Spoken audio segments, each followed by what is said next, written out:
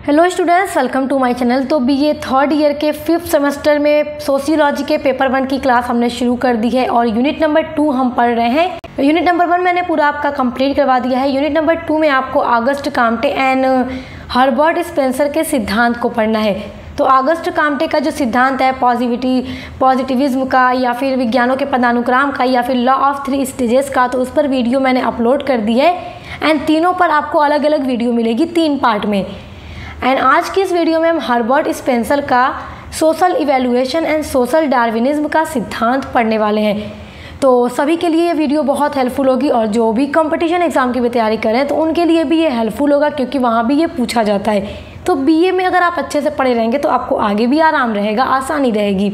तो जिनका objectives paper होता है या जिनका सब्जेक्टिव पेपर होता है, दोनों के लिए आज का लेक्चर वेरी हेल्पफुल होगा, क्योंकि एग्ज़ाम में जो चीज़ें पूछी जाएंगी वो क्लास के टाइम आपको पूरी बता दी जाती हैं। मैं पूरा आपको बता देती हूँ कैसे क्या पूछता है, तो आपको उसके लिए तो परेशान होना ही नहीं है। आप क्लास किया कीजिए और सब्जेक्टिव और ऑब्जेक्टिव्स के लिए तो मैं मॉडल पेपर अपलोड कर ही देती हूँ एग्ज़ाम के पहले, और वहाँ से 95% क्वेश्चन आते भी हैं एग्ज़ाम में।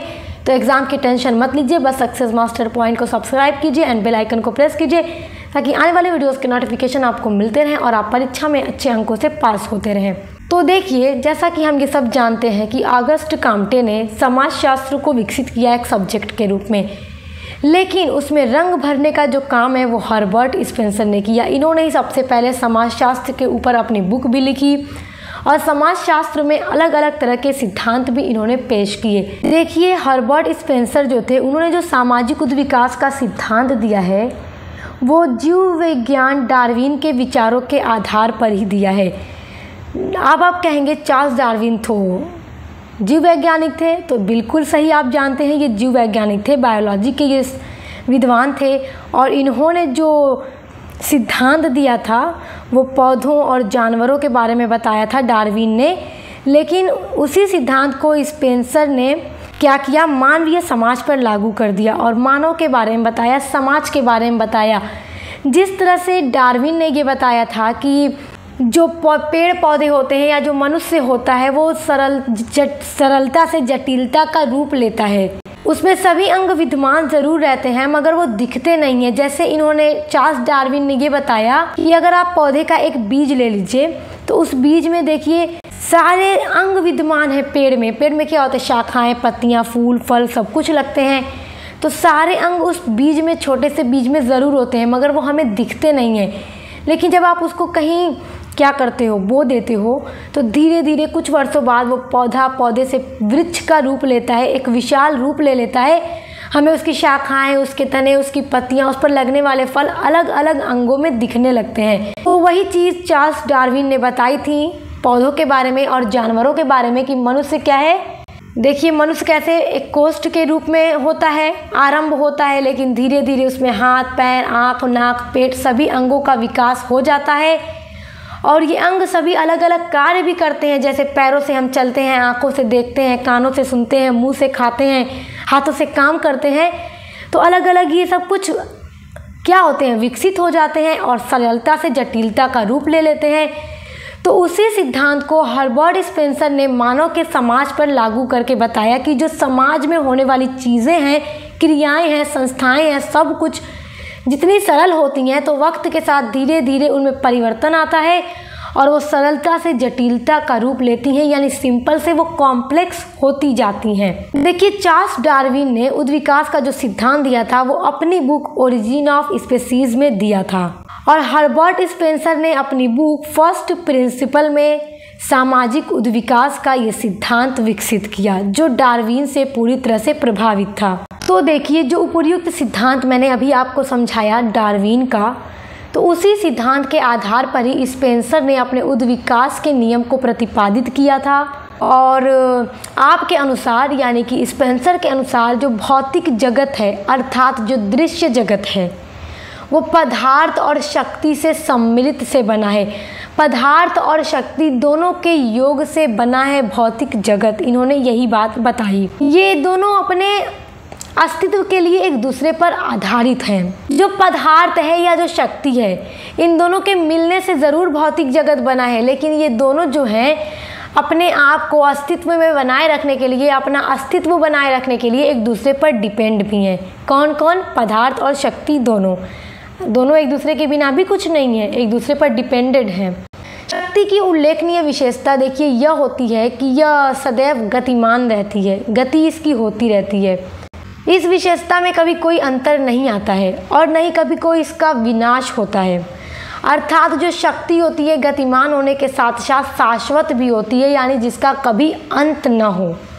शाश्वत मतलब जिसका कभी अंत न हो, तो शक्ति गतिमान रहती है और ये शाश्वत है, इसका अंत नहीं होगा कभी। केवल शक्ति के स्वरूप में अंतर आ सकता है। आज जिस तरह की शक्ति हम देख रहे हैं, हो सकता है कल इसमें थोड़ा बदलाव आ जाए, थोड़ा परिवर्तन आ जाए, थोड़ा और जटिल हो जाए, लेकिन उसका अंत कभी भी नहीं होगा। यही बात हर्बर्ट स्पेंसर ने बताई है। उसी प्रकार पदार्थ का भी विनाश नहीं होता, पदार्थ भी कभी खत्म नहीं होगा, उसका अंत नहीं होगा, वो भी हमेशा बना रहेगा। केवल उसका भी रूप बदल सकता है। जिस तरह से शक्ति का रूप बदलेगा उसी तरह से पदार्थ का रूप बदलेगा, लेकिन अंत दोनों का भी नहीं होगा और दोनों एक दूसरे पर आश्रित होते हैं। जैसे कोयला जो होता है, अगर हम उसको जला दें तो जलने के बाद राख का रूप ले लेता है, तो उसका रूप क्या है? बदल जाता है। तो सभी पदार्थ आरंभ में एक स्वरूपहीन ढेर मात्र होते हैं, यानी जिसका कोई स्वरूप नहीं होता, पर यह ढेर शक्तिमान था और गति भी थी इसमें, जिसके कारण समय बीतने के साथ साथ धीरे धीरे पदार्थ का जो रूप होता है वो बदलता रहता है और उसके विभिन्न जो अंग होते हैं वो अलग अलग स्पष्ट होने लगते हैं और पृथक हो जाते हैं। और समाज में भी जितनी तरह की क्रियाएं, संस्थाएं होती हैं, उनमें भी हमें धीरे धीरे बदलाव देखने को मिलता है। जैसे अगर आप शादी विवाह का ही एग्जाम्पल ले लें, तो आज जितने कॉम्प्लेक्स ये हो चुका है, पहले इतना नहीं था, आज के कुछ वर्षों पहले। आज देखिए बहुत जटिल हो गया है ना। पहले शादी विवाह करना बड़ा आसान था, अब तो बहुत डिमांड भी लोगों की होती है और अच्छा से अच्छा हर किसी को करना होता है, क्योंकि हर कोई चाहता है अच्छे से अच्छा खूब खर्चे हो। तो क्या है, युद्ध विकास जो है, समाज में चीज़ें सरलता से जटिलता की तरफ बढ़ती जाती हैं और विकास एक ऐसा परिवर्तन होता है समाज में जो धीरे धीरे चलता, मतलब निरंतर चलता रहता है, कभी रुकता नहीं है। ये स्वतः चालित होता है और अपने आप ये एक सीधे क्रम में होते हुए चलता रहता है। इस पर मनुष्यों का कोई जोर नहीं होता। इसी प्रकार देखिए स्पेंसर ने अपने अनुसार उद्विकास के 3 प्रमुख सिद्धांत बताए हैं।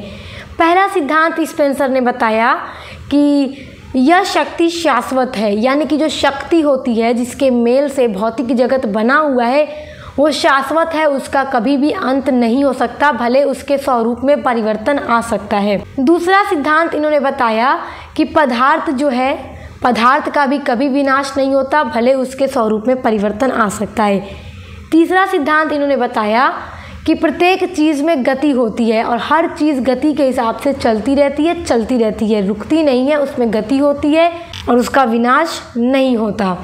तो ये 3 उद्विकास के प्रमुख सिद्धांत हर्बर्ट स्पेंसर ने बताए हैं। आई होप आप इनको बहुत अच्छे से समझ गए होंगे। देखिए स्पेंसर ने ये भी बताया कि जब विकास का आरंभ हुआ था तो विकास के आरंभ में जो जीव था तो उसके जीवन के अतिरिक्त किसी प्रकार का कोई रूप या आकार ही नहीं था, लेकिन धीरे धीरे उसमें रूप उत्पन्न हुआ और वो विकसित रूप में होते गए और आज जिस तरह से हम जीव जगत और वनस्पति जगत को देख रहे हैं वो अब एक दूसरे से पृथक हो गए हैं। और उसी प्रक्रिया के कारण ही जो मनुष्य जाति है उसका उद्विकास बंदर जैसे पशुओं से हुआ और पशु मानव समाज बना। तो ये उद्विकास की प्रक्रिया के कारण ही हुआ है कि धीरे धीरे परिवर्तन होता गया और जो आज हम जीव जगत देख रहे हैं ये उद्विकास यह प्रक्रिया के कारण ही संभव हो पाया है कि जो चीज़ें पहले सरलता थी वो जटिलता लिए हुए हैं अब। तो यही स्पेंसर ने अपने इस सिद्धांत के माध्यम से बताया है हमें। देखिए जो ये संसार है पदार्थ और शक्ति दोनों के योग से बना हुआ है और ये पदार्थ और शक्ति दोनों अपने अपने अस्तित्व को बनाए रखने के लिए परस्पर एक दूसरे पर आश्रित होती हैं। उद्विकास की परिभाषा नोट कीजिए, बहुत अच्छी परिभाषा है। देखिए उद्विकास पदार्थ का समन्वय है।